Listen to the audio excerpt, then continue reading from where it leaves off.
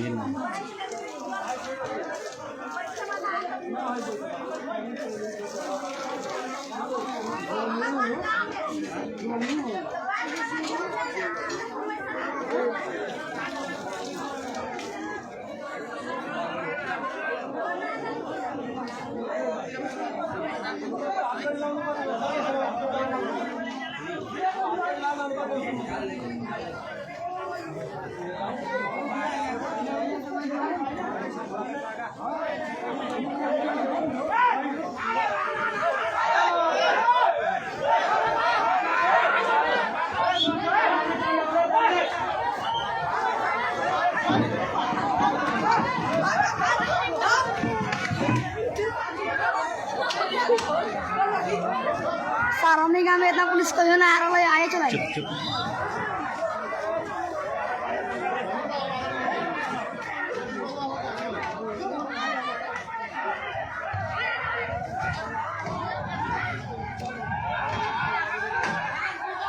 लड्यो लड्यो लड्यो पुलिस लड्यो एकजना पुलिसै लड्यो।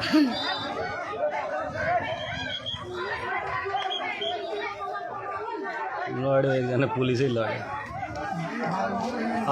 यतिखेर हामी सडहीको बरहत्तर नगरपालिका वडा नम्बर 4 खैरा टोलमा जुन सडक विस्तारको क्रममा जुन आज बिहानै झड भएको थियो, यो झगडियाको घरबाट चाहिँ आरोपित 4 जना पुरुष र 1जना महिला सहित 5 जनालाई अहिले प्रहरीले सकुशल घरबाट हतकडी लगाएर लगेको छ। यहाँ हेर्न सक्नुहुन्छ प्रहरी र स्थानीयको बाकलो उपस्थिति छ। उनीहरूलाई घरबाट निकालिरहँदा स्थानीयले उनीहरूमाथि आक्रमण गर्न खोजिरहेको थियो। उनीहरूमाथि चाहिँ आज बिहानै जुन यहाँ झै झगडा भएको थियो, उनीहरू यो झगडामा संलग्न रहेको आरोप छ। स्थानीयका अनुसार उनीहरू स्थानीय नभएकोले बाहिरबाट आएका हुन सक्ने अनुमान गरिएको छ। उनीहरू चाहिँ बाहिरबाट आएर यहाँ झगडा गरेको चाहिँ स्थानीयहरूले आरोप लगाएको छ।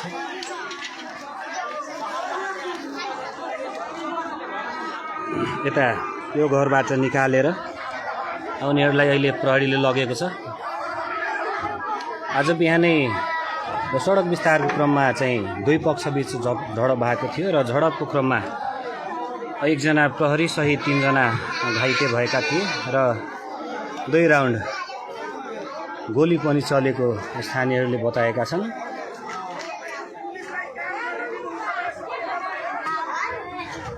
प्रहरीले भनिरहेका छन् कि प्रहरीलाई काम गर्न दिनु, तपाईहरू अब आफ्नो काममा जानु भनेर प्रहरीले चाहिँ स्थानीयहरूलाई सम्झाइरहेका छन्।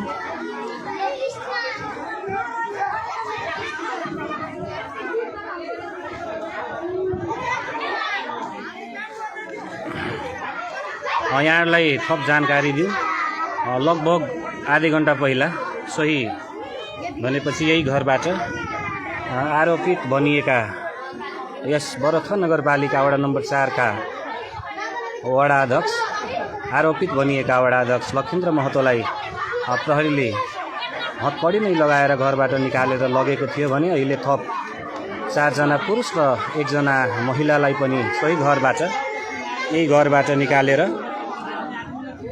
लगेको अहिले भर्खरै दृश्य तपाईहरुले देख्नुभयो। स्थानीयको आरोप छ कि उनीहरू बाहिरबाट आएर यो गाउँमा चाहिँ झै झगडा गरेको र कुटपिट गरेको उनीहरूमाथि आरोप लागेको छ। थप अब प्रहरीको अनुसन्धानपछि जानकारी हुने नै छ।